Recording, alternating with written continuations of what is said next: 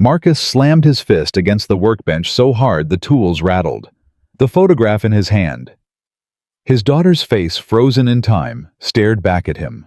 5 years. 5 years since he buried her. And now this little girl, this stranger's child, stood in his garage holding a stuffed rabbit, looking at him like he was the answer to a prayer he never heard. "Please," she whispered. "Please be my dad." Marcus stepped back. His hands were shaking. He had spent 5 years building walls. But what happens when an 8-year-old finds the one crack you thought you'd sealed forever? Comment your city below. Let's see how far this story travels. The engine died 3 blocks from Marcus Reed's garage. Sarah gripped the steering wheel and whispered a prayer she didn't believe in. The dashboard lit up like a Christmas tree check engine oil pressure temperature warning. Everything screamed at once. "Mom!" Lily's voice came from the back seat. Small. Careful. Sarah hated that voice. Not because of Lily, never because of Lily, but because an 8-year-old shouldn't sound that careful. That afraid of asking simple questions. "It's okay, baby." Sarah turned the key again. Nothing. "It's okay. We're close." Close to what? Sarah didn't answer. She didn't know. She just knew they couldn't stop here. Not on this road. Not with $40 in her pocket and a car that had been dying for months. She turned the key one more time. The engine coughed, sputtered. Then, like a miracle, she didn't deserve it, caught. "Thank you," Sarah breathed. To who she wasn't sure. She pressed the gas, gently nursing the sedan forward. In the rearview mirror, she saw Lily clutching that stuffed rabbit, the one she'd had since she was 3, the one with the missing ear and the faded button eye. Lily caught her looking. "I'm not scared," Lily said. Sarah's heart cracked a little. "I know, baby. I know you're not." Tud. Marcus heard the car before he saw it. 23 years as a mechanic had trained his ears. He could diagnose an engine from 50 feet away, knew the difference between a timing belt slip and a fuel injector clog just by the rhythm of the misfire. This one was bad. Real bad. He glanced at the clock. 6:47 p.m. 13 minutes past closing. His hand was already on the chain to pull down the garage door. The sedan rolled into view, moving like a wounded animal. Silver early 2000s rust eating the wheel wells. The driver was hunched forward, both hands white-knuckling the steering wheel. Marcus watched it approach. His fingers tightened on the chain. Not tonight, he thought. I'm done for tonight. He started pulling the door down. Then he saw the back seat. A little girl's face pressed against the window. Big eyes, brown hair, watching him. Marcus stopped. The chain hung loose in his hand. The door stayed half open. Don't, he told himself. Just close it. Go home. Eat dinner alone. Watch the news alone. Fall asleep in that chair alone like every other night. The car pulled into his lot. The engine shuddered and died. The driver's door opened slowly. A young woman stepped out, not much older than a teenager. She looked exhausted. The kind of exhausted that sleep couldn't fix. Marcus didn't move. The young woman walked toward him, each step uncertain. Behind her, the rear door opened. The little girl climbed out, holding something against her chest. A stuffed rabbit, Marcus realized, missing an ear. The woman stopped about 10 feet away. I'm sorry, she said. I know you're closed. I saw the sign. But what's wrong with it? Marcus interrupted. The woman blinked. What? The car. What's wrong with it? She hesitated. Everything, I think. It's been stalling for a week. Tonight it almost didn't start at all. The lights on the dashboard. I saw. Marcus walked past her, not waiting for the rest. He stopped at the hood and looked back. Pop it. The woman stared at him. You'll look at it now. That's what I said. She hurried back to the car. A moment later, the hood latch clicked. Marcus lifted it and looked inside. The engine was a mess. Corrosion on the battery terminals. Oil leak near the valve cover. Serpentine belt cracked and ready to snap. But underneath all that neglect, he could see it, a solid engine. Japanese engineering, built to last if anyone bothered to take care of it. "How long have you been driving it like this?" he asked without looking up. The woman's voice came from behind him, small and ashamed. "A while." "Define a while." "6 months, maybe more." Marcus shook his head. He reached for the battery cables, tested the connections. Loose. He grabbed a wrench from his back pocket and tightened them. "The belt's shot," he said. "That's why it's stalling. Alternator's not charging right. You're running on battery alone half the time. Can you fix it?" Marcus straightened up. He looked at her. Really looked at her for the first time. Young. Too young to have lines around her eyes like that. But she did. Life had put them there early. "I can fix it," he said. "Won't take long." Her shoulders dropped with relief, then immediately tensed again. "How much?" Marcus heard the fear in that question. He'd heard it 1,000 times over the years. People who needed their cars to work, to get to jobs, to feed families, to survive. People who couldn't afford a $200 repair. He looked past her. The little girl stood by the car watching him. She hadn't moved, hadn't spoken. Just watched. "No charge," Marcus said. The woman shook her head. "I'm sorry, I don't—" "What did you say?" "I said no charge. It's a simple fix. 20 minutes. I can pay you something. I don't want your money." The words came out harder than he intended. Marcus turned back to the engine, grabbing a replacement belt from a shelf nearby. He always kept common parts in stock. Never knew when someone would roll in desperate. "I don't understand," the woman said quietly. Marcus didn't answer. He focused on the work. Loosen the tensioner. Remove the old belt. Thread the new one through. Check the alignment. Behind him he heard small footsteps. He didn't turn around, but he felt her there. The little girl, standing closer now, watching his hands. "What's that?" Her voice was soft, curious. "Serpentine belt." Marcus kept working. "It runs the alternator, power steering, and AC off the engine." "Why is it called serpentine?" "Because it snakes around, like this." He held up the old belt, showing her the path it took through the pulleys. "It looks like a snake." "That's the idea. I don't like snakes. Most people don't." He finished threading the new belt and stepped back, started the engine. It caught immediately, running smooth and steady. Marcus listened, nodded to himself. Good. He closed the hood and turned around. The little girl was still there, looking up at him with those big eyes. The stuffed rabbit dangled from one hand, dragging on the concrete floor. "What's your name?" Marcus asked. He didn't know why he asked. He never asked. "Lily." "That's a good name." "My mom picked it." Marcus glanced at the young woman, at Sarah, though he didn't know her name yet. "Your mom's got good taste." Lily shook her head slowly. "She's not my real mom. She's my foster mom. But she's going to be my real mom soon," she promised. Marcus felt something shift in his chest, something he hadn't felt in years. He ignored it. "Well," he said, turning away, "car's fixed. You're good to go." Sarah stepped forward. "Please let me pay you something. I don't feel right." "Then don't think about it." Marcus walked toward his workbench, putting distance between them. "Belt was cheap. Labor's free when I feel like it." "Why?" The question stopped him. He stood with his back to her, one hand on the edge of the bench. "Why what? Why are you helping us? You don't know us. You were closed. You don't owe us anything." Marcus was quiet for a long moment.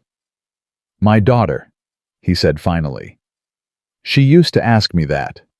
Why I helped people. Why I worked late. Why I didn't charge folks who couldn't pay." Sarah waited. "I told her it's because that's what you do. When you can help, you help. Simple as that." "That's a good answer." She thought so too. Lily appeared at his side again. She'd walked around the workbench without him noticing. Now she stood beside him looking up at the wall. "Who's that?" Marcus followed her gaze. The photograph. The one he'd pinned there years ago and never taken down.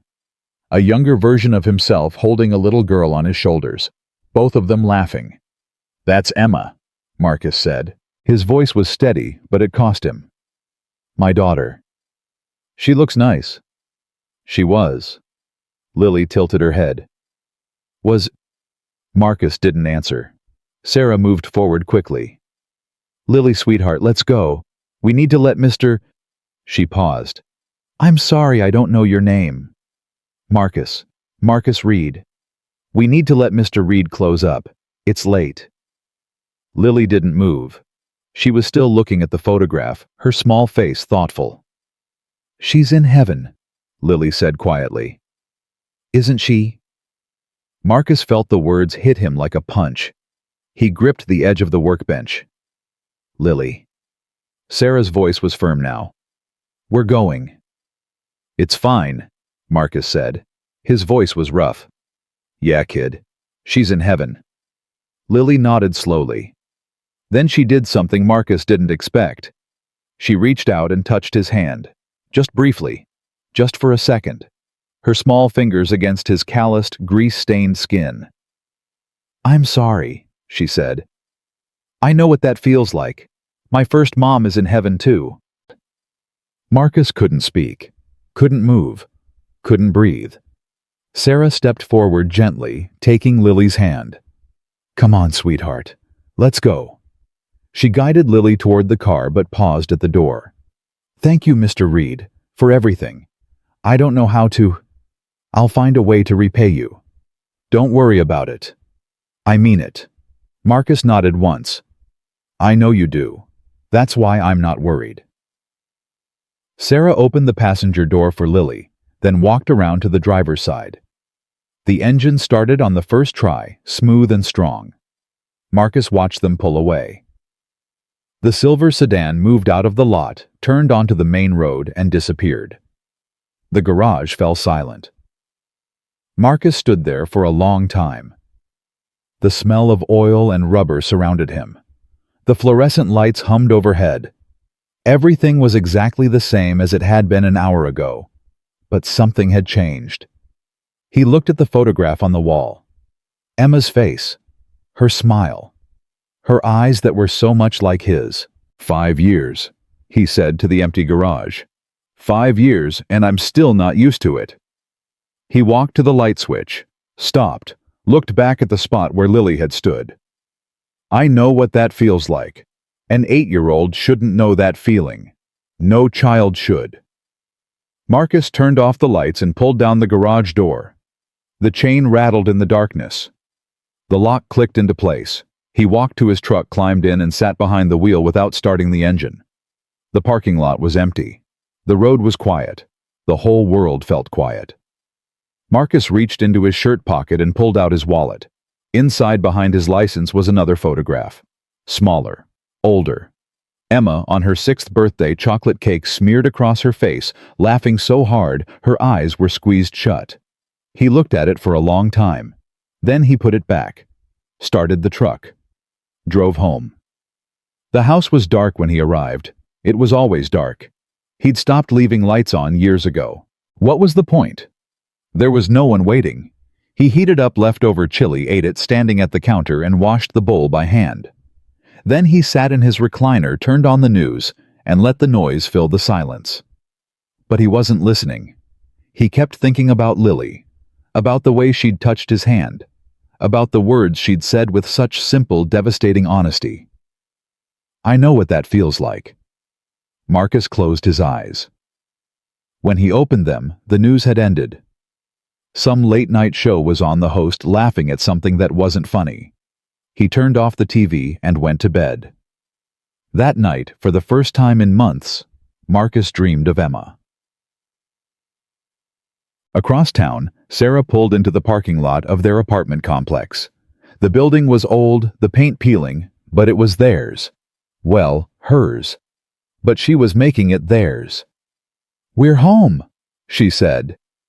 Lily didn't respond. Sarah looked in the rearview mirror. Lily was staring out the window, still clutching her rabbit. "Lily, you okay?" He was sad. Sarah unbuckled her seatbelt and turned around. Who was sad? The man, Mr. Marcus. He was really sad. What makes you say that? Lily thought about it. His eyes. They looked like mine did, before you. Sarah felt her throat tighten. She reached back and took Lily's hand. Some people carry sadness for a long time, baby. It's not always something you can fix. But you fixed me. Oh, sweetheart. Sarah squeezed her hand. You weren't broken. You were just waiting for someone to see you. Lily looked down at her rabbit. She was quiet for a moment. I think he's waiting too, she said finally. I don't think anyone sees him anymore. Sarah didn't know what to say to that. They went inside, ate dinner, and watched cartoons until bedtime. Sarah tucked Lily in, kissed her forehead, and turned off the light. Sarah? Yeah, baby. Can we go back to the garage? Sarah leaned against the doorframe. Why do you want to go back? Lily hugged her rabbit tight. I don't know, I think he needs someone to talk to, someone who understands. Sarah was quiet for a long time. We'll see, she said finally. Good night, Lily. Good night, Mom. The word hung in the air. Mom and Sarah felt her heart swell. Lily had started calling her that 2 months ago, right after Sarah had told her about the adoption. She closed the door softly and walked to the kitchen.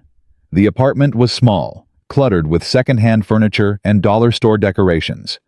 But it was safe. It was home. It was everything Sarah had fought for since she'd aged out of foster care at 18 and decided she would never let another kid feel as alone as she had. She sat at the tiny kitchen table and opened her laptop. Bills to pay. Assignments to finish. A life to build. But her mind kept drifting back to the garage. To the man with the sad eyes and the gentle hands. To the photograph on the wall and the pain in his voice when he'd said his daughter's name. Emma. Sarah didn't know why, but she felt like something important had happened tonight. Something that wasn't finished yet. She shook off the thought and focused on her work. Tomorrow was another day. Another fight. Another chance to prove that she could do this, that she could be the mother Lily deserved. But somewhere in the back of her mind, a small voice whispered, what if Lily's right? What if he needs someone too, wag? Marcus woke at 5 a.m., same as always. He showered, shaved, made coffee, drove to the garage. The routine hadn't changed in 5 years. Every morning the same steps. Every day the same work. Every night the same empty house. Routine was safety. Routine meant you didn't have to think, didn't have to feel. Just move forward 1 foot in front of the other until the day ended and you could start again. He unlocked the garage and turned on the lights. Everything was exactly as he'd left it. Except for one thing. On the ground just inside the door was a folded piece of paper. Marcus picked it up, opened it. Inside, in careful childish handwriting, were 2 words. Thank you. And below that, a drawing. A man standing next to a car. A little girl with a rabbit. Both of them smiling. Marcus stared at it for a long time. Then he walked to his workbench, opened the top drawer, and placed the note inside right next to the photograph of Emma with chocolate cake on her face. He closed the drawer. And for the first time in 5 years, Marcus Reed allowed himself to wonder if maybe, just maybe, he hadn't fixed that car by accident. 3 days passed. Marcus worked. He ate. He slept. The routine held same as always. But the note stayed in his drawer. Every morning he'd open it without meaning to. His hand would reach for the wrench on top, and somehow he'd find himself looking at those 2 words again. Thank you. And that drawing, the man, the girl, the smiling faces. He told himself it meant nothing. Kids drew pictures all the time. It was just politeness, just a gesture. But he couldn't throw it away. On the fourth day the weather turned. Marcus felt it before the forecast confirmed it, a pressure drop, that heavy stillness in the air that meant something bad was coming. By noon the sky had darkened to a bruised purple, and the first rumbles of thunder echoed across town. Marcus stood in the doorway of his garage watching the clouds roll in. The wind picked up, carrying dust and the smell of rain. "Storm's coming," he said to no one. He walked back inside and started securing loose equipment. Tarps over the cars. Tools locked away. The routine of preparation. He'd weathered 100 storms in this garage. This one would be no different. By 2 p.m., the rain started. Not a gentle beginning, but a sudden downpour, sheets of water crashing against the roof like the sky had split open. Thunder cracked so close it rattled the windows. Marcus sat at his desk, paperwork spread out in front of him. Insurance claims. Parts orders. The business of running a business. He tried to focus, but the storm made it hard. Every flash of lightning pulled his attention to the open doorway. He wasn't expecting anyone. No one came out in weather like this. So when the silver sedan pulled into his lot, headlights cutting through the rain, Marcus stood up so fast his chair scraped against the concrete floor. He knew that car. He'd fixed it 4 days ago. The sedan parked, crooked wipers slashing frantically against the windshield. For a moment, nothing happened. Then the driver's door opened, and Sarah stepped out into the downpour. She was soaked within seconds. She ran toward the garage, one arm raised against the rain, the other clutching something to her chest. "What are you doing here?" Marcus shouted over the thunder. Sarah ducked under the garage overhang, gasping. Water dripped from her hair, her clothes pooling on the concrete around her feet. "I'm sorry," she said, breathing hard. "I'm sorry, I know this is crazy, but—" "Where's Lily?" "In the car. She's fine. I needed to do this." She held out her hand. An envelope. Damp from the rain, but still intact. Marcus looked at it, but didn't take it. "What is that?" "Payment. For the repair. I told you no charge. And I told you I don't feel right about it." Sarah's voice was firm, even as she shivered. "I've been thinking about it for 4 days. I can't just take something for nothing. That's not how I was raised." "You were raised in foster care." The words came out before Marcus could stop them. Sarah flinched. "Lily told you. She told me you're adopting her. She told me you're becoming her real mom. I put the rest together."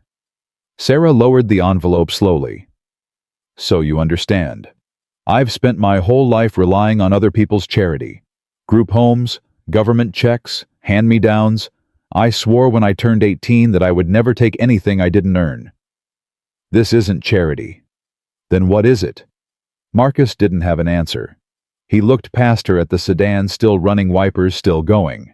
Through the rain-streaked windshield, he could see Lily's face pressed against the glass, watching them. "Get her inside," he said. "Both of you. You'll catch pneumonia out here." "Marcus, that's not a request." Sarah hesitated. Then she nodded and ran back to the car. Marcus watched her open the back door, watched Lily climb out, clutching her rabbit, watched Sarah shield the little girl with her own body as they hurried toward the garage. They burst inside, both of them, soaked, both of them shivering. "Over here." Marcus grabbed 2 shop towels from the rack and handed them over. "Dry off, I'll make coffee." "You don't have to," Sarah started. "Will you stop saying that?" Marcus turned away, heading toward the small break room in the back. "Just accept the help." He didn't wait for a response. He walked into the back room, filled the old coffee maker with water, and measured out the grounds. His hands were steady, but his mind was racing. Why did she come? In a storm like this? For what, $40? 60. It didn't make sense. Unless it wasn't about the money at all. When the coffee started brewing, Marcus returned to the main garage. Sarah sat in one of the plastic chairs near his desk, toweling off her hair. Lily stood at the workbench examining his tools. "Don't touch anything sharp," Marcus said. Lily looked up at him. "I know, I'm just looking." "Looking at what?" "This one." She pointed at a torque wrench. What's it do? Marcus walked over and picked it up. It tightens bolts to a specific pressure. See this gauge here? It tells you when you've reached the right amount of force. Why does it matter how tight it is? Because too loose means the bolt falls out. Too tight means it strips or cracks. He set the wrench down. Everything has a right amount. Finding it is the whole job. Lily considered this. Like Goldilocks. Marcus almost smiled. Almost.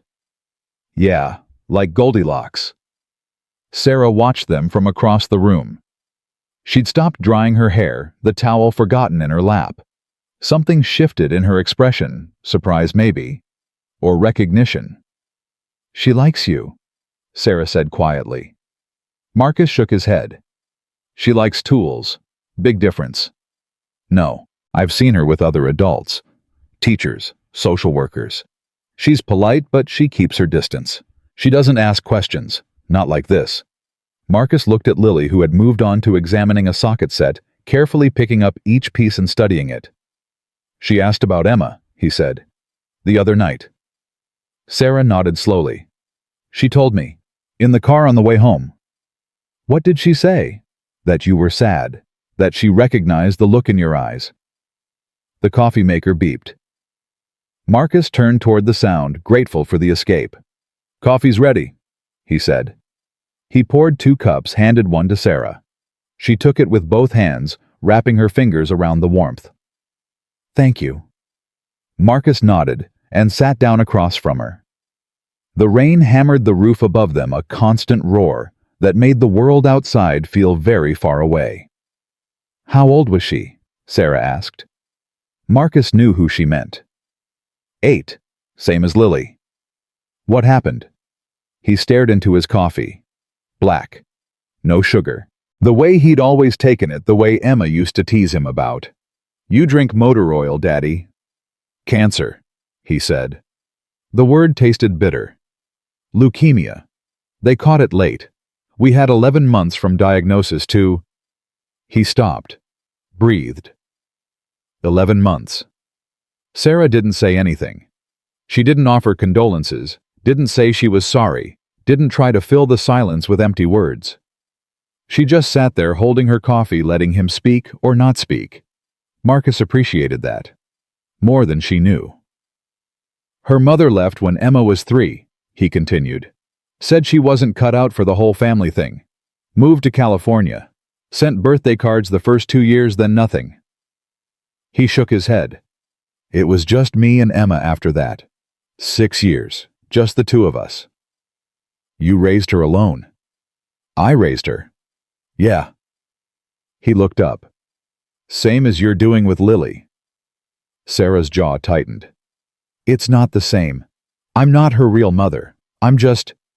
You're exactly her real mother. Marcus cut her off. Blood doesn't make family. Showing up does. Being there does. Loving someone when it's hard, when it costs you something, that's what makes family. Sarah stared at him. Her eyes were bright glassy. She blinked quickly and looked away. How do you know that? She whispered. How can you be so sure?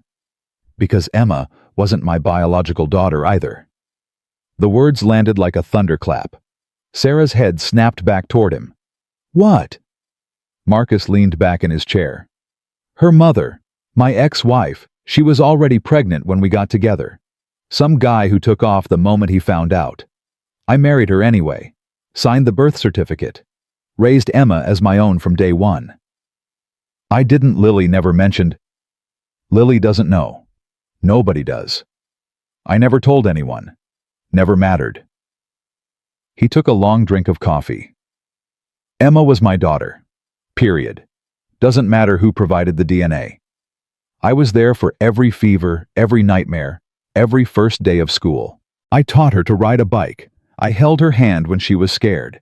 I stayed by her bed for 11 months while she... His voice broke. Marcus set down his coffee cup.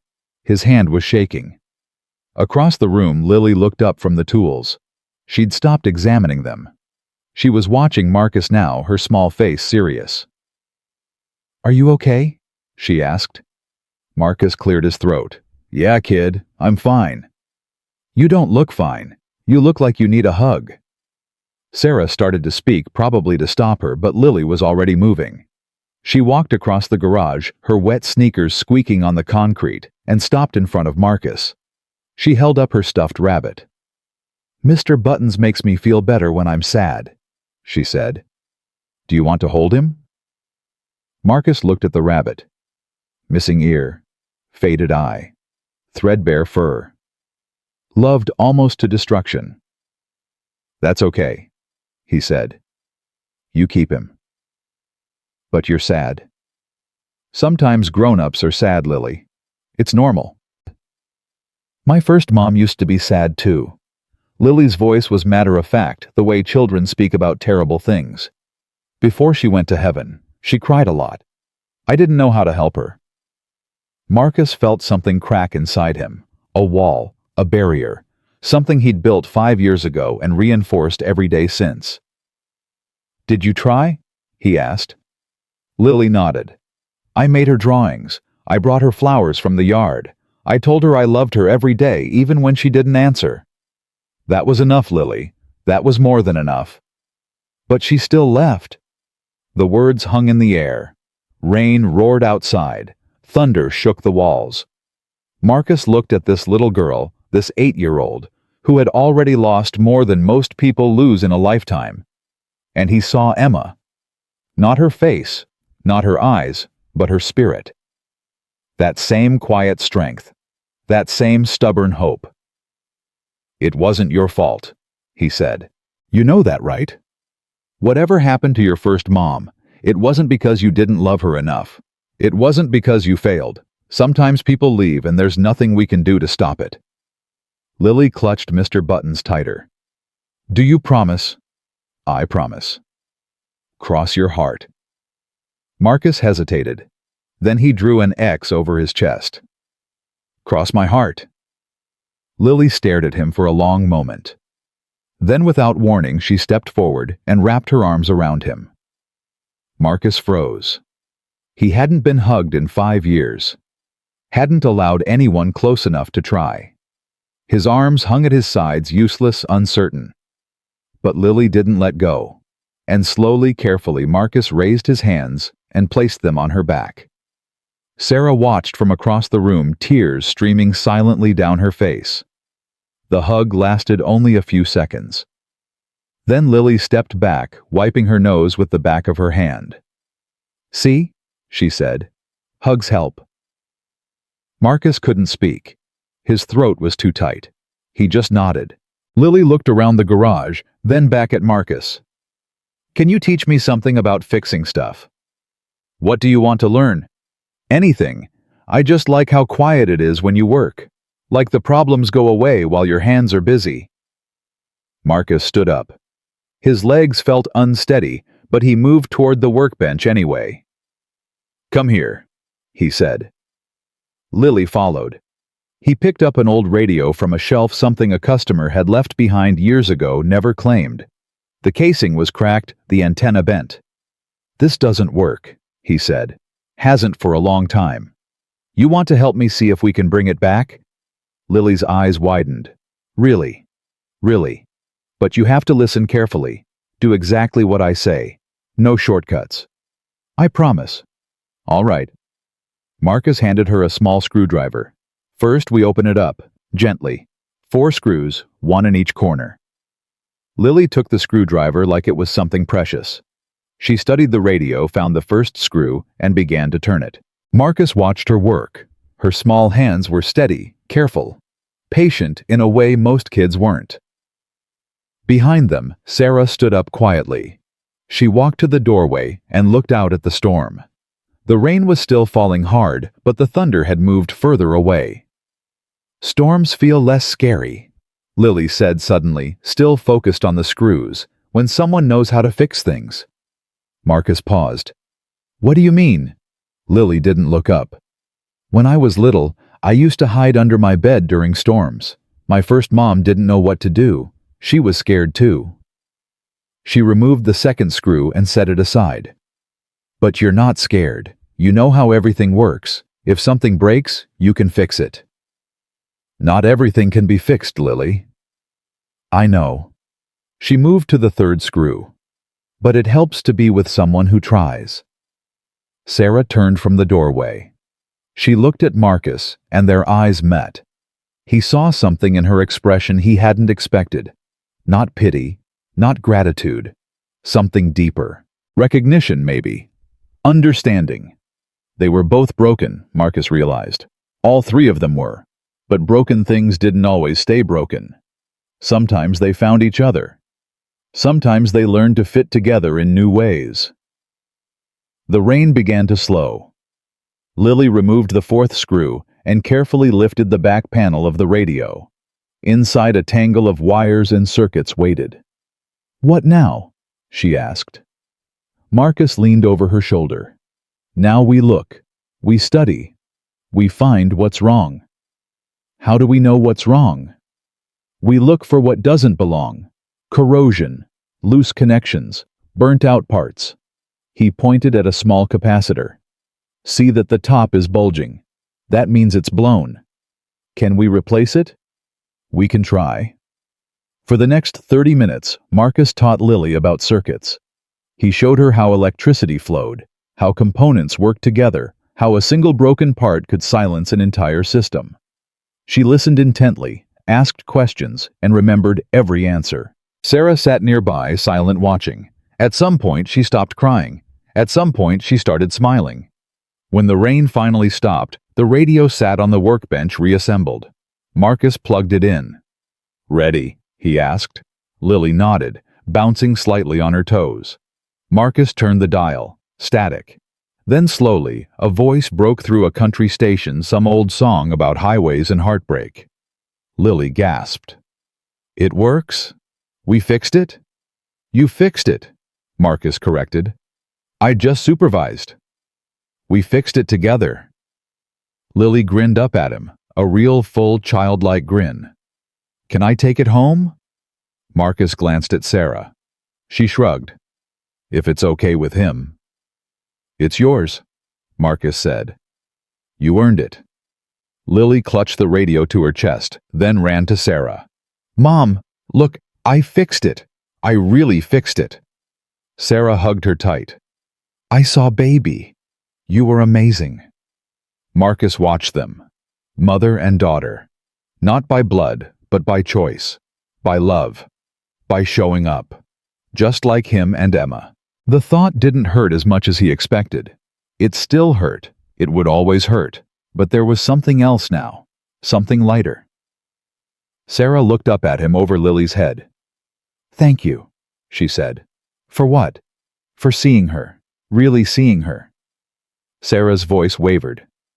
"Most people look at Lily and see a foster kid, a case file, a problem to solve. But you saw her. From the very first night." Marcus shrugged, uncomfortable. "She's easy to see. She's a good kid." "She is. But that's not why." Sarah stood, keeping one hand on Lily's shoulder. "You saw her because you understand what it's like. To lose someone. To carry that with you every day. To keep going anyway." Marcus didn't respond. He didn't know how. Sarah picked up the envelope from where she'd dropped it earlier. She held it out again. "Please," she said. "Take it, not as payment for the repair, just as a thank you. For today. For teaching her. For being kind when you didn't have to be." Marcus looked at the envelope for a long moment, then he shook his head. "Keep it. Use it for her. Buy her something. Ice cream, a book, whatever she wants." "Marcus, I'm not negotiating." His voice was firm but warm. "You need that money more than I do. And if you really want to pay me back, then come back. Bring her back. Let her learn." Sarah blinked. "You mean that?" "I don't say things I don't mean." Lily tugged on Sarah's sleeve. "Can we, Mom? Can we come back?" Sarah looked at Marcus, then at Lily, then back at Marcus. "If it's okay with you," she said quietly. Wouldn't have offered if it wasn't. Something passed between them, an understanding unspoken but real. They weren't strangers anymore. They weren't mechanic and customer. They were something else, something that didn't have a name yet. Sarah took Lily's hand and walked toward the car. The storm had passed, leaving puddles and the smell of fresh rain. At the door, Lily stopped. She turned back. "Marcus." "Yeah, kid. Thank you for not being scared of the storm." He almost smiled. "Storms pass, Lily. They always pass." She nodded slowly, like he'd said something important. Then she climbed into the car, clutching her rabbit in one hand and the repaired radio in the other. Sarah paused before getting in. She looked at Marcus one last time. "Same time next week?" she asked. Marcus nodded once. She smiled, just a small smile barely there, and got in the car. The silver sedan pulled out of the lot tires, splashing through puddles, and disappeared down the road.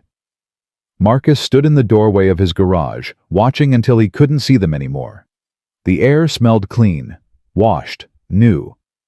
He turned back inside, looked at the workbench where Lily had sat, and noticed she'd left something behind. A drawing. Folded once, tucked under a socket. He picked it up and opened it. 3 figures this time. A man. A woman. A little girl with a rabbit. All of them smiling. Marcus folded the paper carefully and placed it in his drawer right next to the first one. Then he sat down at his desk, looked at the empty garage, and realized something had changed. For 5 years he'd told himself he was fine. That routine was enough. That work filled the empty spaces. But it wasn't true. It had never been true. He'd been waiting, hiding, pretending the silence was a choice instead of a prison. And now, for the first time since Emma died, Marcus Reed didn't want to be alone anymore. He didn't know what to do with that feeling. It terrified him. It felt like standing at the edge of a cliff, looking down at water too dark to measure. But it also felt like waking up. And that he decided was worth being terrified about. They came back the following Tuesday. Marcus had told himself he wasn't waiting. He'd gone through the motions, oil changes, brake jobs, a transmission rebuild that took most of the morning. Normal work, normal day. But every time a car pulled into the lot, his eyes moved to the window. At 4:15, the silver sedan appeared. Marcus wiped his hands on a rag and walked outside before he could stop himself. Sarah stepped out first, then Lily, who ran toward him with something clutched against her chest. "I drew you another picture," she announced, holding it up. "It's the radio, before and after." Marcus took it. 2 images side by side. One showed a broken radio with sad eyes. The other showed the same radio, smiling, musical notes floating around it. "You gave it a face," he said. "Everything has a face if you look hard enough." Marcus almost laughed. Almost. "I'll put it with the others." "Others?" Sarah walked up behind Lily. "How many has she given you?" 3 now. I'm starting a collection." Lily beamed. "Can I see the radio again? The one we fixed?" "It's your radio. You took it home." "I know, but I wanted to show you how I take care of it. I clean it every day. I don't let anyone else touch it." Marcus glanced at Sarah, who shrugged with a tired smile. "She's very serious about that radio," Sarah said. "It sits on her nightstand like a trophy." "Good. Things you fix yourself are worth protecting." Marcus nodded toward the garage. "Come on. I've got something else you can help with today." Lily grabbed his hand without hesitation. The gesture caught Marcus off guard. Her small fingers wrapped around his rough, calloused palm, like it was the most natural thing in the world. Like she'd done it 100 times before. He didn't pull away. They walked into the garage together, Sarah following behind. For the next 2 hours, Marcus taught Lily how to change a tire. He showed her the jack points, the proper sequence for loosening lug nuts, the importance of torque. She listened to every word, asked questions, made him repeat things she didn't understand. Sarah sat in the corner studying for an exam. Nursing school, she'd mentioned. Night classes twice a week. Working full-time during the day. Raising Lily in between. Marcus didn't know how she did it. The exhaustion was written on her face, in the shadows under her eyes, in the way she sometimes stared at her textbook without seeing it. But she never complained, never asked for help, never stopped moving. He recognized that kind of strength. He'd had it once when Emma was sick, when every day was a battle and giving up wasn't an option. "You're staring," Sarah said without looking up. Marcus turned back to Lily. "Tighten that one more. Quarter turn. Like this." Perfect. The weeks that followed fell into a rhythm. Every Tuesday and Thursday, Sarah brought Lily to the garage after school. Sometimes they stayed an hour. Sometimes 3. Marcus taught Lily about engines, about electricity, about the patience required to diagnose problems that didn't want to be found. In return, Lily taught Marcus how to laugh again. She told him jokes, terrible ones, the kind only children found funny. She showed him drawings of her teachers, her classmates, her dreams. She talked about the future like it was a real place full of possibilities. "I'm going to be a mechanic," she announced one evening, grease smeared across her cheek. "Like you." "Yeah. What about being an astronaut, a doctor? Mechanics are better. They fix things that are broken. That's important." Marcus handed her a clean rag. "Wipe your face. You look like a raccoon." Lily giggled and rubbed the grease around instead of off. "Do I look scary now?" "Terrifying." Sarah looked up from her textbook and smiled. It was a different smile than the one she'd worn that first night, less guarded, more real. "She's never this happy," Sarah said quietly when Lily wandered off to explore the parts shelf. "Not with anyone else. She's easy to be around." "That's not what I mean." Sarah closed her book. "I mean she trusts you. That doesn't happen. Not for her. Not after everything she's been through." Marcus watched Lily examining an old carburetor, turning it over in her hands like a puzzle. "What did she go through?" he asked. "You've never told me the whole story." Sarah was quiet for a long moment. When she spoke, her voice was flat, detached the way people spoke about things too painful to feel. Her birth mother was an addict. Opioids. Started when Lily was 4. By the time she was 6, her mother was gone more than she was home.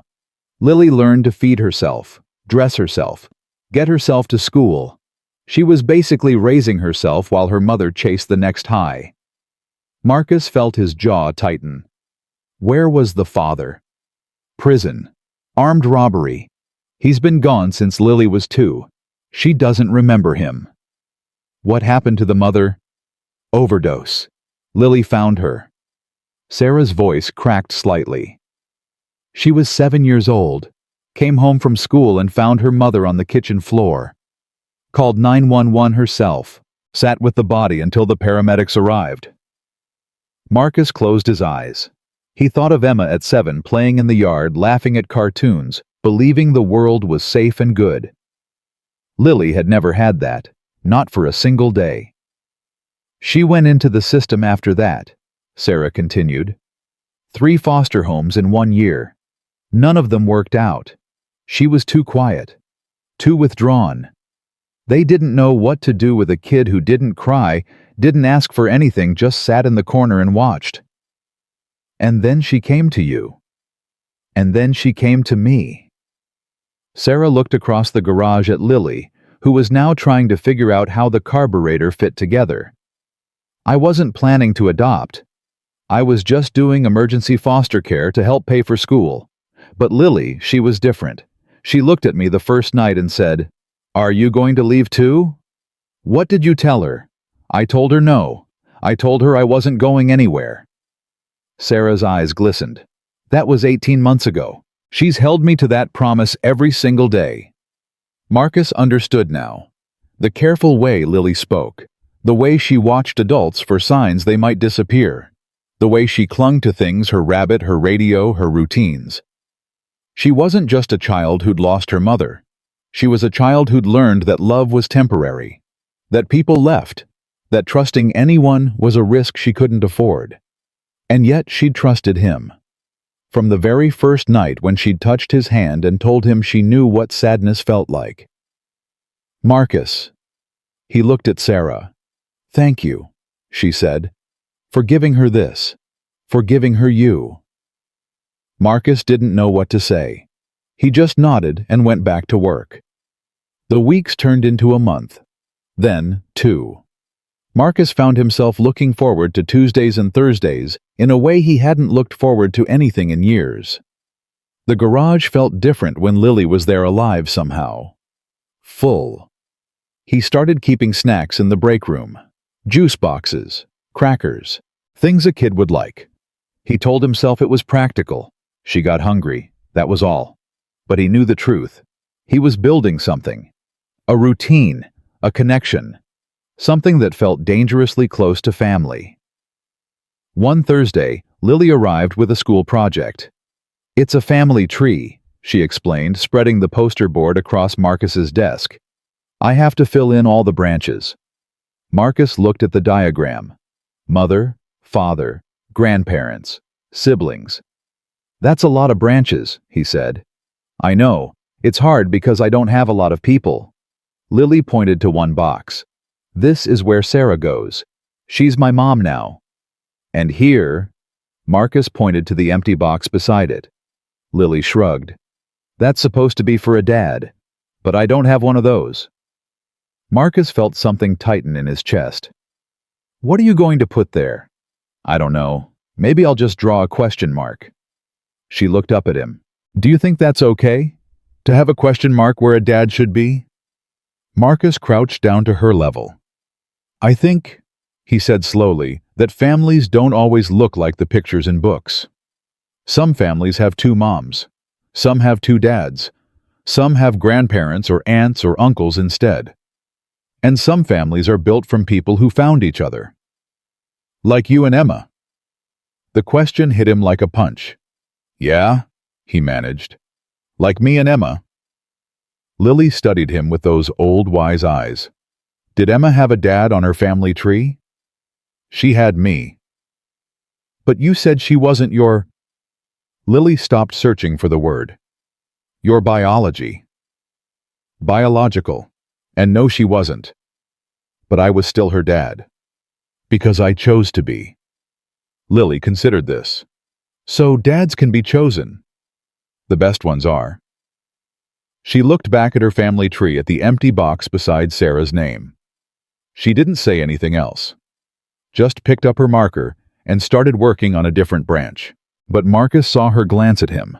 Just once. Quick and thoughtful. He pretended not to notice. 3 weeks later, everything changed. It was a Saturday. Marcus didn't work Saturdays anymore. Hadn't for years. But his phone rang at 7 a.m., and Sarah's voice came through panicked and thin. "The car won't start. It's completely dead. I tried jumping it, but nothing's happening. I have a shift in an hour, and Lily's got a school thing, and I don't know what to do. Where are you?" "Home, the apartment on Oak Street." "I'll be there in 15 minutes." Marcus hung up, grabbed his toolbox, and was in his truck before he'd finished his coffee. He drove through quiet morning streets, past closed shops and empty sidewalks, until he found the silver sedan parked outside a rundown apartment building. Sarah stood beside it, still in scrubs, her face tight with frustration. Lily sat on the curb holding Mr. Buttons. Marcus pulled up and got out. "Pop the hood." "I already tried everything." "Pop the hood." Sarah reached through the window and pulled the release. Marcus lifted the hood and looked inside. He saw the problem immediately. "Your starter's shot," he said. "The solenoid's fried. Jumping won't help." Sarah's face fell. "How much to fix it?" "Parts are maybe $60-70, but I can't fix it here. Car needs to go to the shop." "I don't have—" Sarah stopped herself, took a breath. "I don't have time for this. I can't miss work. They'll fire me." "I'll take you." "What?" Marcus closed the hood. "Get in the truck, both of you. I'll drop you at work, take Lily to her school thing, and tow the car back to my garage. I'll have it running by tonight." Sarah stared at him. "Marcus, I can't ask you to—" "You didn't ask. I offered. There's a difference." He looked at Lily, who was watching them with quiet attention. Come on, kid. You're riding shotgun. Lily jumped up, a small smile breaking through her worry. Really, really, get in. The drive to Sarah's hospital was mostly silent. Sarah sat in the middle, Lily by the window. Marcus focused on the road. When they pulled into the parking lot, Sarah hesitated before getting out. I don't know how to thank you, she said. Then don't. Just go to work. I've got this. Sarah looked at Lily, then at Marcus. Something passed across her face, gratitude, but also something else, something deeper. Be good, she told Lily. I'm always good. Sarah kissed her forehead, then climbed out. She stood in the parking lot watching them pull away until the truck turned a corner and she disappeared from view. Marcus glanced at Lily. Where's this school thing? It's a presentation about families. She clutched Mr. Buttons tighter. I finished my family tree. Yeah, how'd it turn out? Lily was quiet for a moment. Can I show you later? Sure. The presentation was at the elementary school auditorium. Marcus walked Lily inside, found a seat in the back row, and told her he'd wait. You're staying? She asked. Unless you don't want me to. No, She smiled, a real smile. I want you to stay. She ran off to join her class, and Marcus sat alone in the back, surrounded by parents and grandparents and families who all looked like they belonged. He didn't belong here. He knew that. He was just the mechanic, the guy who fixed the car. But when Lily stood up in front of the room and held up her family tree, Marcus forgot all of that. This is my family. Lily said, her voice small but steady. It's not like most families. I don't have a dad or grandparents or brothers or sisters. But I have my mom, Sarah. She chose me when nobody else wanted me. She promised to stay, and she did. Marcus saw the poster board. Sarah's name was in the mother box, just like Lily had said, but the box beside it, the one for the father, wasn't empty. There was a name there. Marcus. And this is Marcus, Lily continued. He's not my dad, not officially, but he teaches me things. He fixed my radio. He makes me feel safe. She paused, looking straight at the back of the room, straight at him. He's the closest thing to a dad I've ever had. Marcus couldn't breathe. The audience clapped when Lily finished. Other children presented their trees. But Marcus didn't hear any of it. He sat frozen, staring at the poster board Lily had left propped against the wall. His name. In the father box. When the presentation ended, Lily ran to him. Did you see? She asked breathlessly. Did you see the tree? Marcus knelt down so he was at her level. I saw. Are you mad? Why would I be mad? Because I put your name there, without asking. Her voice got smaller. I can change it if you want. I can put the question mark back. Marcus looked at this little girl, this brave, broken, beautiful little girl who had lost everything and still found the courage to hope. Lily, he said softly, I'm not mad. You're not? No, He struggled to find the word. I'm honored. Lily's eyes widened. Really? Really? She threw her arms around his neck and held on tight. Marcus hugged her back, and for a moment, nothing else existed. Not the auditorium full of strangers, not the years of grief, not the walls he'd built so carefully. Just this. Just her. When she finally let go, Lily looked up at him with something new in her eyes. Something certain. Marcus? Yeah, kid. Can I ask you something? Something important. Anything. Lily took a deep breath. Her small hands found his, still rough from years of work, still stained with traces of grease. She's my mom now, Lily said quietly. Sarah, she's really my mom. And I was hoping. She stopped. Her lip trembled. What is it, Lily? Please, she whispered. Please be my dad. The words hit Marcus like a wave. He felt his eyes burn, his throat close. 5 years of silence. 5 years of grief. 5 years of telling himself that family was over, that love was too dangerous, that the safest thing was to stay alone. And now this little girl stood before him, offering him everything he'd lost, everything he thought he'd never have again. "Lily, you don't have to say yes," she added quickly, tears spilling down her cheeks. "I know you had Emma. I know you're sad. But I don't have anyone, and you don't have anyone, and maybe we could be each other's someone. If you want." Marcus pulled her into his arms. He held her tighter than he'd held anything in 5 years, and let the tears come. "Yeah," he said, his voice breaking. "Yeah, Lily. I want." Lily sobbed against his chest, clutching his shirt with both hands. "Really?" she choked out. "Really? Cross my heart." They stayed like that for a long time, holding each other in the back of a school auditorium. Two broken people who had somehow found what they needed most. When they finally pulled apart, Lily wiped her face with her sleeve and smiled. "Does this mean I can call you Dad?" Marcus laughed, a real laugh, the kind he hadn't heard from himself in years. "Let's start with Marcus," he said. "We'll work our way up." Lily nodded seriously. "Okay, but I'm going to practice, in my head." "You do that." He took her hand, and together they walked out of the school into the morning sun. Marcus didn't know what came next. He didn't know how Sarah would react. He didn't know if this was crazy or beautiful, or both. But for the first time in 5 years, he didn't care about knowing. He just wanted to find out. The drive back to the garage was quiet. Lily sat in the passenger seat, her family tree poster rolled up on her lap, humming a song Marcus didn't recognize. She seemed lighter somehow, like a weight had been lifted.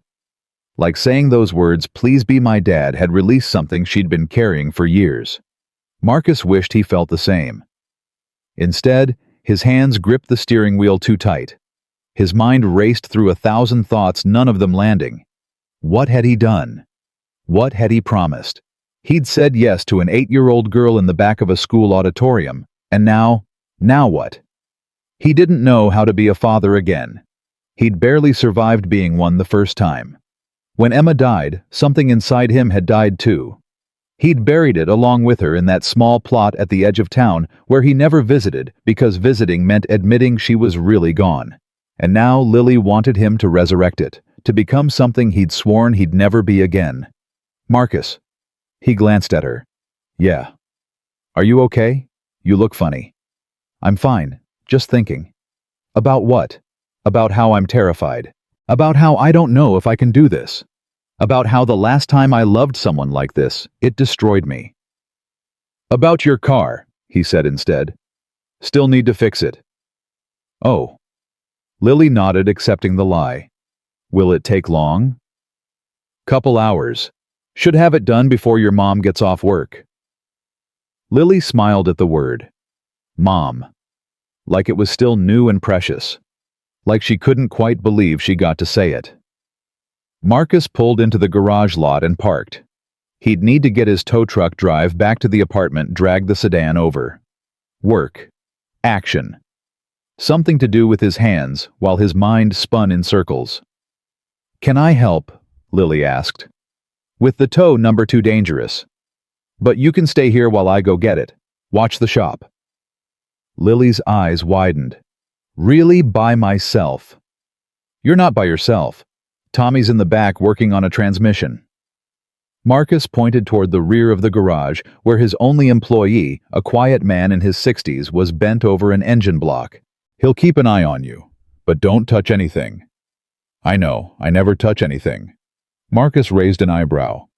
"Okay, I touch some things," Lily admitted. "But only the safe things." He almost smiled. "Almost. Stay put. I'll be back in 30 minutes. He climbed into his tow truck and pulled out of the lot. The mirror showed Lily waving from the doorway, her poster tucked under one arm, Mr. Buttons under the other. Marcus turned onto the main road and let out a breath he didn't know he'd been holding. What was he doing? He'd spent 5 years building walls, brick by brick, silence by silence. He'd convinced himself that safety meant solitude, that the only way to avoid pain was to avoid connection. And then Lily had walked into his garage with a stuffed rabbit and a broken car, and somehow she'd found every crack in his armor. "Please be my dad." The words echoed in his head, so simple, so impossible. He pulled up to Sarah's apartment building and backed the tow truck into position. The sedan sat where they'd left it, dead and silent. Marcus hooked it up mechanically, going through motions he'd done 1,000 times. But his mind was somewhere else. It was in a hospital room 5 years ago, holding Emma's hand while machines beeped and doctors spoke in quiet final tones. It was in a funeral home, picking out a casket that was too small, writing a eulogy that couldn't capture who she was. It was in an empty house surrounded by toys that would never be played with again, clothes that would never be worn. He couldn't do that again. He couldn't love someone and lose them. Not a second time. The drive back to the garage took longer than expected. Traffic. Construction. Marcus didn't mind. The extra time let him think. Let him build back the walls that Lily had torn down. By the time he pulled into the lot, he had a plan. He would fix the car. He would be polite.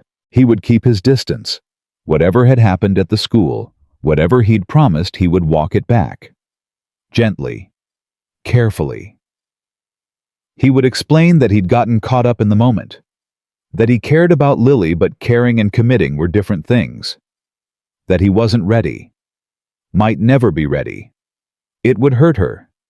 He knew that. But it was better to hurt her now than to hurt her later. Better to disappoint her than to fail her. He got out of the truck and started unhooking the sedan. "Marcus!"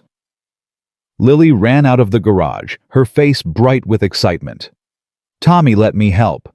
I handed him tools and he showed me how the transmission works. Did you know there are like 100 pieces inside? I know. And they all have to fit perfectly or the whole thing breaks. It's like a puzzle, but metal." "That's right." Lily noticed the sedan. "Is that Mom's car?" "Yep, going to fix it now." "Can I watch?" Marcus hesitated. His plan required distance. Distance didn't include letting her watch. But she was looking at him with those eyes, those hopeful, trusting eyes, and he couldn't say no. "Fine, but stay back, and don't talk too much. I need to concentrate." "I'll be quiet, I promise." She wasn't quiet. She asked questions every 5 minutes. "What's that part? Why is it broken? How do you know where everything goes?" Marcus answered each one despite himself, despite his plan. Tommy left at 4, tipping his hat to Lily like she was a regular. "See you Thursday, Miss Lily." "See you, Tommy." The garage fell quiet after that. Just Marcus and Lily and the rhythm of tools against metal. Marcus. Did you mean it? What you said at school?" He stopped working. His hand froze on the wrench. "Lily. Because I know sometimes grown-ups say things they don't mean. To make kids feel better." Her voice was small now, uncertain. "My first mom used to do that. She'd promise things but then forget. Or change her mind." Marcus set down the wrench. He turned to face her. She sat on an overturned bucket, Mr. Buttons in her lap, watching him with an expression that was far too old for 8 years. "I need to tell you something," he said. Lily nodded slowly, bracing herself. "When I said yes today, when I told you I wanted to be your—" He couldn't finish the word. "I meant it. In that moment I meant it. But I'm scared, Lily. I'm scared because the last time I loved someone like that, I lost her. And losing her almost killed me." Lily was quiet for a moment. "You mean Emma?" "I mean Emma. Do you think you'll lose me too?" The question hit him like a punch. "I don't know. I don't know anything. That's the problem." Lily stood up from the bucket. She walked over to him slowly, carefully, like approaching a wounded animal. "My first mom was scared too," she said. "That's why she took the pills. She told me once that the world was too hard, and she didn't know how to live in it." Marcus felt his throat tighten. "But you're different," Lily continued. "You're not scared of the hard things. You fix them. You taught me that." "Cars are different than people, Lily." "Are they?" She tilted her head. "Tommy told me something today. He said you saved his life. He said he was really sick a long time ago, and you gave him a job when nobody else would. You helped him when you didn't have to." Marcus remembered, 10 years ago. Tommy had come in looking like death warmed over, fresh out of rehab, no references, no hope. Marcus had hired him on the spot. Didn't know why at the time. Just felt right. "That's different," Marcus said. "How?" He didn't have an answer. Lily reached out and took his hand. Her small fingers curled around his grimy from the day's work. "You don't have to be perfect," she said. "You just have to try. That's what Sarah tells me. She says being a family isn't about never messing up. It's about staying even when things get hard." Marcus looked down at their hands, his scarred, calloused, stained with years of labor. Hers, small, soft, still new to the world. "What if I hurt you?" he asked. "What if I try and fail, and make everything worse? Then we fix it." Lily shrugged like it was obvious. "That's what you do. You fix things." Marcus felt something break inside him. Not a wall this time. Something else. Something harder. Pride, maybe. Or fear. Or the stubborn belief that he could protect himself by staying alone. "Lily, I'm not asking you to be perfect," she said again. "I'm just asking you to stay." The words hung in the air between them. Stay. Such a simple word. Such an impossible thing. Marcus had spent 5 years running. Not physically, his body stayed in the same town, the same garage, the same routine. But his heart had fled the day Emma died, and never come back. Now this little girl was asking him to stop running, to plant his feet, to risk everything again. "Okay," he heard himself say. Lily's eyes widened. "Okay. Okay. I'll try. I can't promise I won't mess up. I can't promise I won't get scared. But I'll try." Lily launched herself at him, wrapping her arms around his waist, squeezing tight. Marcus hugged her back. And this time, he didn't hesitate. This time, his arms knew exactly where to go. They stayed like that until the sound of a car engine broke the silence. Marcus looked up. The silver sedan. Sarah's sedan was still on the lift. So this was someone else. A taxi pulled into the lot. The door opened and Sarah stepped out. She was still in her scrubs, her hair pulled back, exhaustion written on her face. But when she saw Lily hugging Marcus, she stopped. "What's going on?" she asked carefully. Lily pulled back and ran to her. "Mom, Marcus said he'll try. He said he'll stay." Sarah looked from Lily to Marcus, confusion and concern mixing in her expression. "What does that mean?" "Try what?" Marcus wiped his hands on a rag buying time. "Lily asked me something today, at the school presentation." "What did she ask?" "She asked me to be her dad." Sarah's face went still. Not angry, not happy, just still. "And what did you say?" "I said yes." The silence that followed was deafening. Sarah took Lily's hand gently. "Baby, can you go inside for a minute? I need to talk to Marcus." "But, just for a minute, please." Lily looked between them, sensing the tension. She nodded slowly and walked into the garage, glancing back over her shoulder. When she was out of earshot, Sarah turned to Marcus. "What are you doing?" "I don't know." "That's not good enough." Her voice was steady, but her eyes were hard. "You can't just tell a child you'll be her father, and then not know what you're doing. She's been abandoned by every adult who was supposed to love her. If you're going to walk away..." "I'm not walking away." "Then what are you doing?" Because from where I'm standing, it looks like you made a promise you can't keep. Marcus stepped closer. I can keep it. How do you know? I don't. That's the truth. I don't know if I can do this. I don't know if I'm strong enough or good enough or stable enough. But I know one thing: I care about her. More than I've cared about anything in 5 years. And I'm willing to find out if that's enough. Sarah studied him, searching his face for something. Deception, maybe. Or doubt. She put your name on her family tree, Sarah said quietly. I know. I saw it. She's been planning that for weeks. Every night she'd look at that empty box and think about what to put there. She told me she wanted to ask you, but she was scared you'd say no. Marcus felt his chest tighten. I almost did. But you didn't. No, I didn't. Sarah was quiet for a long moment. Then she let out a breath, and some of the tension left her shoulders. I'm not looking for a husband, she said. I'm not looking for a partner or a co-parent or whatever people call it these days. I've done this alone from the beginning, and I can keep doing it alone. I know. But Lily, Sarah's voice cracked slightly. Lily needs something I can't give her. She needs a father. Someone who understands her in ways I don't. Someone who can teach her things I can't. I can do that. Can you? Because this isn't a car, Marcus. You can't fix her and walk away.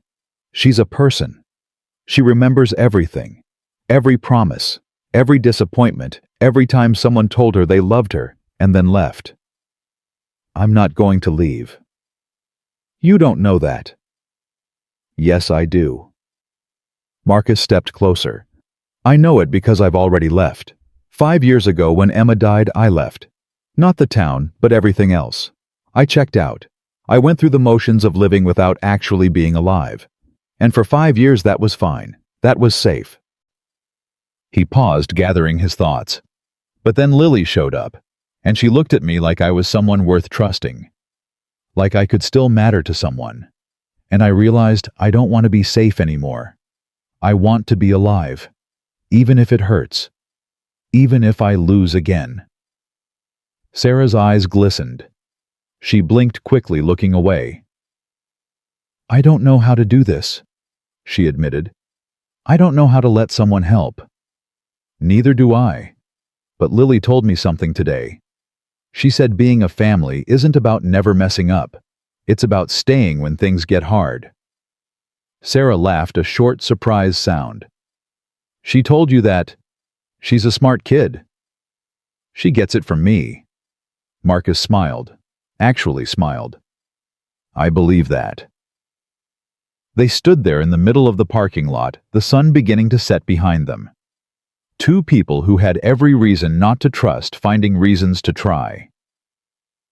So what happens now? Sarah asked. I don't know. We figure it out. One day at a time. That's not much of a plan. It's more than I've had in 5 years. Sarah looked at him. Really looked at him, and Marcus saw something shift in her expression. Not love. Not yet. But possibility. Openness. The beginning of something. She's going to hold you to this, Sarah said. You know that, right? Every single day she's going to test you. Push you. See if you mean what you said. Good. I could use someone keeping me honest. And if you change your mind, if you decide this is too hard, then I'll tell you. I'll tell both of you. No disappearing. No excuses. Marcus met her eyes. I've had enough of running. Sarah nodded slowly. Okay. Okay. Okay. We'll try. All 3 of us. But if you hurt her, I know. You'll kill me. I was going to say I'll never forgive you, but yes, the killing thing too. Marcus almost laughed. Almost. Sarah turned toward the garage. Lily, you can come out now. The door burst open and Lily came running, Mr. Buttons bouncing under her arm. She stopped halfway between them, looking back and forth. Is everything okay? She asked carefully. Are you mad? Sarah knelt down to Lily's level. "I'm not mad, baby. I was just surprised. But we talked about it and we're going to try. All three of us. Together." Lily's face lit up. "Really? You mean Marcus can be—" "We're going to take it slow," Sarah interrupted gently. "One step at a time, no rushing. But yes, Marcus is going to be part of our family, if that's what you want." "It's what I want." Lily looked at Marcus. "It's what I've always wanted." Marcus felt something warm spread through his chest, something he barely recognized anymore. Hope. "Come here, kid," he said. Lily ran to him, and he lifted her up, holding her against his chest. She wrapped her arms around his neck and held on tight. "Thank you," she whispered. "Thank you for staying." Marcus closed his eyes. "Thank you for asking." Over Lily's shoulder, he saw Sarah watching them. Her expression was soft, now unguarded. She wiped her eyes quickly, pretending she wasn't crying. Marcus reached out his free hand. Sarah hesitated, then she took it. The three of them stood there connected as the sun dipped below the horizon and the sky turned gold. They weren't a family yet. Not officially, not legally. They were just three broken people who had somehow found each other in a world that had given them every reason to stop looking. But they had chosen to try. And sometimes Marcus realized that was enough. For the first time in 5 years, he didn't feel alone. He didn't feel afraid. He felt like maybe the best part of his life wasn't behind him. Maybe it was just beginning. That night, after Sarah and Lily left in the repaired sedan, Marcus sat alone in his garage. The lights were off. The silence was complete. But this time, the silence didn't feel heavy. It felt peaceful, full. He opened the drawer of his workbench and looked at the collection inside. The notes from Lily, the drawings, the photograph of Emma. He picked up Emma's picture and held it for a long time. "I found someone," he said quietly. "Someone who needs me. Someone I think you would have loved." The picture didn't answer. It never did. But Marcus could have sworn he felt something, a warmth, a presence, a whisper of approval. "I'm going to try Em. For her. And for me." He placed the picture back in the drawer gently, reverently. Then he closed it and stood up. Tomorrow would bring new challenges, new fears, new opportunities to fail or succeed. But tonight, Marcus Reed went home, and for the first time in 5 years, didn't dread waking up. He looked forward to it. 1 year later, Marcus stood in front of the courthouse adjusting his tie for the 4th time. His hands wouldn't stop shaking. He'd rebuilt engines in the dark. He'd pulled apart transmissions with his eyes closed. But a simple piece of fabric, defeated him completely. "You're making it worse." He turned. Sarah walked up the courthouse steps, wearing a blue dress he'd never seen before. She looked beautiful. She looked terrified. "I can't get this thing to stop." She reached up and undid his mess, then retied it with quick, practiced movements. "There. Now you look like someone who belongs in a courtroom instead of under a car." "I don't belong in either place." "Too late now." She stepped back and studied him. Something flickered across her face, nerves maybe, or the weight of what was about to happen. "Are you ready?" she asked. "No." "Good. Me neither." They stood there for a moment, two people about to change their lives forever, neither one sure they were strong enough. "Where's Lily?" Marcus asked. "Inside, with the social worker." Sarah glanced at the courthouse doors. "She's been asking about you all morning. Wanted to know if you were coming." "Did she think I wouldn't?" "No. She just wanted to hear me say it." Sarah smiled faintly. "She still does that sometimes. Checks to make sure people are real, that they're actually going to show up." Marcus understood. After everything Lily had been through, trust didn't come automatically. It had to be earned day by day, promise by promise. He'd spent the last year earning it. Tuesday and Thursday lessons at the garage had become daily visits. Dinners at Sarah's apartment had become dinners at Marcus's house. Slowly, carefully, they'd built something together, not rushing, not forcing, just letting it grow. And now, today, it would become official. "We should go in," Sarah said. Marcus nodded, but he didn't move. "Marcus, what if I'm not enough?" The question came out before he could stop it. The fear he'd carried for months, buried under routine and responsibility, finally breaking through. Sarah took his hand. Her fingers were cold, she was scared too, but her grip was steady. "You're already enough," she said. "You've been enough since the first night you fixed that car. Lily knew it before either of us did. She sees things other people miss. She sees people, really sees them." Sarah squeezed his hand. "She saw you, Marcus, and she chose you. Now stop doubting yourself, and let's go make this legal." They walked up the steps together. Inside the courthouse was quieter than Marcus expected. No crowds, no chaos, just echoing hallways and the smell of old wood. A security guard directed them to Family Courtroom 214. The door was already open. Lily sat at a long table, swinging her legs, clutching something in her lap. When she saw Marcus, her face exploded into a smile. "You came. I told you I would." "I know, but—" She stopped herself. "I know." Marcus walked over and crouched beside her chair. "What have you got there?" Lily held up a piece of paper folded carefully into a small square. "It's for after. You have to promise not to look until the judge says we're done." "I promise." "Cross your heart." "Cross my heart." She handed him the paper, and he tucked it into his jacket pocket without looking. Whatever it was, it could wait. Today was about her. The social worker, a kind-faced woman named Mrs. Patterson, reviewed the paperwork one final time. Sarah signed where she was supposed to sign. Marcus signed where he was supposed to sign. Lily fidgeted in her chair, unable to sit still. "All right," Mrs. Patterson said. "The judge will see you now." They filed into the courtroom. It was smaller than Marcus imagined, just a few rows of seats, a wooden bench, and an American flag standing in the corner. A gray-haired judge sat behind the bench reading glasses perched on his nose. "Sarah Mitchell," he asked. "Yes, Your Honor." "And Marcus Reed?" "Yes, sir." The judge looked at Lily, and his stern expression softened. "And you must be Lily." "Yes, sir." Her voice was small but steady. "I'm the reason everyone's here."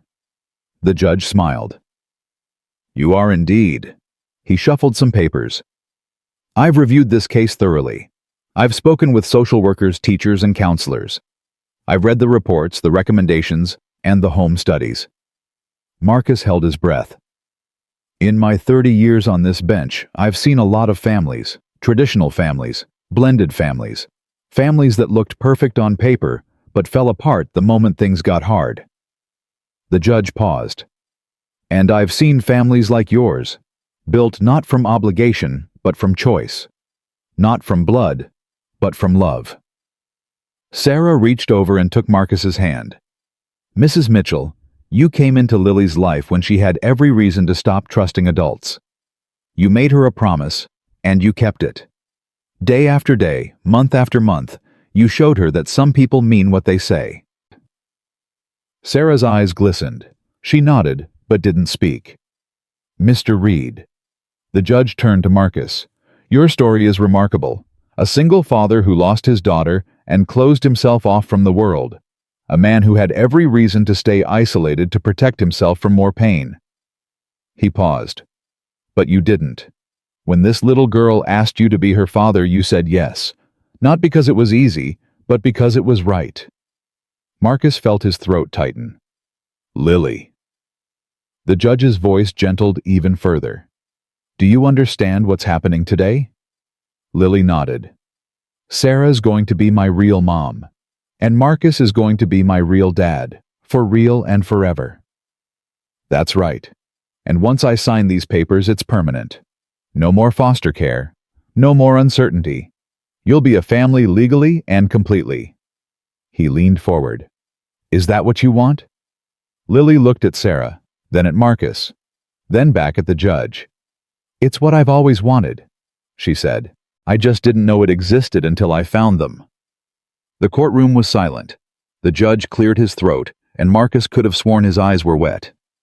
"Then, by the power vested in me by the state of Texas, I hereby grant this petition for adoption. Sarah Mitchell, you are now the legal mother of Lily Mitchell. And Marcus Reed." He paused. "I understand you've filed a separate petition." Marcus nodded. His heart pounded so hard he could feel it in his teeth. "A step-parent adoption contingent on your marriage to Mrs. Mitchell." The judge looked between them. "Is that still your intention?" Marcus looked at Sarah. They hadn't planned to announce it here. They hadn't planned to announce it at all, not yet.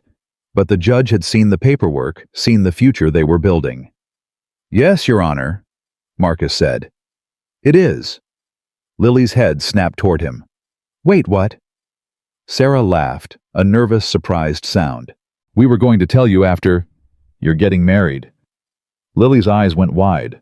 "Like for real, with a wedding and everything?" "That was the plan," Marcus said. "If you're okay with it." "Okay with it." Lily jumped out of her chair and threw her arms around both of them. "I've been waiting for this forever." The judge chuckled. "I'll take that as approval." He signed the final document with a flourish. "Congratulations to all three of you. This court is adjourned." The gavel came down, and just like that, they were a family. The celebration that followed was small, but perfect. Dinner at the only nice restaurant in town. Ice cream sundaes for dessert. Lily talked non-stop, asking questions about the wedding, about where they would live, about whether she could help pick out flowers. Marcus let her chatter wash over him, content just to listen. He'd forgotten what this felt like, the noise and warmth of a family, the small chaos of belonging to something bigger than yourself.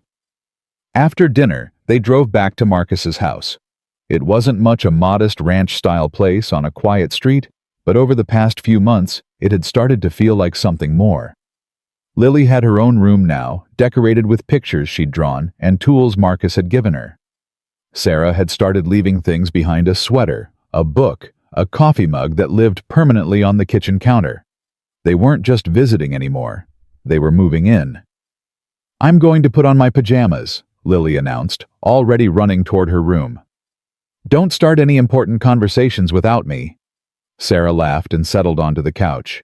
"She's not going to sleep tonight. Too excited." "Neither am I," Marcus admitted. He sat down beside her, close but not touching. Even now, after a year, physical affection didn't come naturally to him. He was still learning, still trying. Sarah leaned her head against his shoulder. "Thank you," she said quietly. "For what?" "For showing up, for staying, for being exactly what she needed." "She's exactly what I needed too." Marcus stared at the far wall. "I didn't know that when I met her. I thought I was doing fine. Thought I'd figured out how to live without—" He stopped. "Without feeling anything. Without risking anything. Same thing, I guess." Sarah was quiet for a moment. "I know what that's like. After I aged out of foster care, I spent years telling myself I didn't need anyone. That being alone was safer. That if I didn't depend on people, they couldn't disappoint me." "What changed?" "Lily." Sarah smiled. "She walked into my house with that stupid stuffed rabbit and looked at me like I was the answer to every prayer she'd ever whispered. And I realized I didn't want to be safe anymore. I wanted to be brave. Being brave is terrifying. That's how you know it's real." Marcus turned his head and kissed the top of her hair. A small gesture, but it meant everything. The door to Lily's room burst open, and she came running out in her pajamas, clutching a piece of paper. "I forgot. You have to read it now." She jumped onto the couch between them. "You promised you'd wait until the judge was done, and the judge is done." Marcus pulled the folded paper from his jacket pocket. He opened it carefully, aware of Lily watching his face. It was a drawing, a family portrait. Three figures stood in front of a house. A woman with brown hair and a kind smile. A man with rough hands and a gentle expression. And between them, a little girl holding a stuffed rabbit, grinning so wide her eyes were crinkled shut. At the top, in careful crayon letters, were the words, "My family." At the bottom, "Mom, Dad, and me." Marcus stared at it for a long time. "Do you like it?" Lily asked nervously. "I worked really hard on it. The hands are weird because hands are hard to draw, but—" "It's perfect," Marcus said. His voice cracked. "It's absolutely perfect." Lily beamed. "I'm going to make a bigger one for the wall. And one for the garage, so people can see it when they come in. And maybe one for Mom's work, so her friends know she has a family now." "I think that's a wonderful idea," Sarah said. Marcus looked at the drawing again. "Mom, Dad, and me. Dad." The word hit him differently now than it had a year ago. Then it had felt like a weight, a responsibility he wasn't sure he could carry. Now it felt like a gift. "Lily," he said, "can I tell you something?" "Sure." He set the drawing down carefully. "A long time ago I had a daughter. Her name was Emma, and she was—" He paused, gathering himself. "She was the best thing that ever happened to me." Lily nodded. "I know. You told me. When she died, I thought that was it. I thought I'd used up all my chances at being happy, that I'd never have a family again." He looked at her. "But then you showed up, with your broken car, and your stuffed rabbit, and your questions about everything." "I ask a lot of questions," Lily admitted. "You do, and every single one of them reminded me that I wasn't dead yet, that I could still feel things, still care about things." He reached out and took her hand. "You saved me, Lily. I know you think I saved you, but the truth is you saved me first." Lily's eyes filled with tears. She didn't cry often, she'd learned to hold things in to protect herself, but now finally the tears came. "I didn't mean to save you," she whispered. "I just wanted a dad." "Well, you got one, and I'm not going anywhere, ever, no matter what." Lily threw her arms around his neck, sobbing into his shoulder. Marcus held her tight, his own eyes burning, and felt Sarah's hand on his back, steady, warm present. They stayed like that for a long time. Later, after Lily had finally fallen asleep, Marcus stood in the doorway of her room and watched her breathe. Mr. Buttons was tucked under her arm, threadbare and beloved. The radio, the one they'd fixed together that first day, sat on her nightstand, still working. Sarah appeared beside him. "She's going to remember this day forever," she said. "So am I." They walked back to the living room. The house was quiet, but it wasn't empty anymore. It hummed with something, life maybe. Hope. The feeling of a future that actually existed. Marcus sat down on the couch and pulled out his wallet. He opened it to the photograph of Emma, the one he'd carried for 5 years through every dark night and lonely morning. Sarah sat beside him. "Is that her?" "Yeah, that's Emma." Sarah studied the photo. "She looks happy." She was. She was always happy, even when— His voice caught. "Even at the end. She smiled more than anyone I've ever known." Sarah was quiet, letting him have the moment. "I used to talk to her," Marcus admitted. "After she died. I'd sit in the garage at night and tell her about my day, ask her for advice. I know it sounds crazy." "It doesn't sound crazy." "It felt crazy, like I was holding on to something I should have let go." He turned the photo over in his hands. "But I couldn't. She was all I had left. And now—" Marcus looked at Sarah. Really looked at her. "Now I have more. And I think—" He paused. "I think she'd want that. Emma, I mean. She'd want me to be happy, to have a family again." "You do have a family." "I know." He smiled, small but real. "It took me a while to believe it." Sarah leaned against him, and they sat in silence, watching the shadows move across the walls as the night deepened. 3 months later, they were married. It was a small ceremony, just a handful of people in the backyard of Marcus's house. Tommy stood as best man, looking uncomfortable in a borrowed suit. Mrs. Patterson came, dabbing her eyes through the whole thing. A few neighbors, a few friends from Sarah's nursing program. Lily was the flower girl. She walked down the makeshift aisle with absolute seriousness, scattering petals from a basket like she was performing surgery. When she reached the front, she turned to face the guests and announced, "You can all sit down now. The important people are here." Everyone laughed. Marcus felt his heart swell.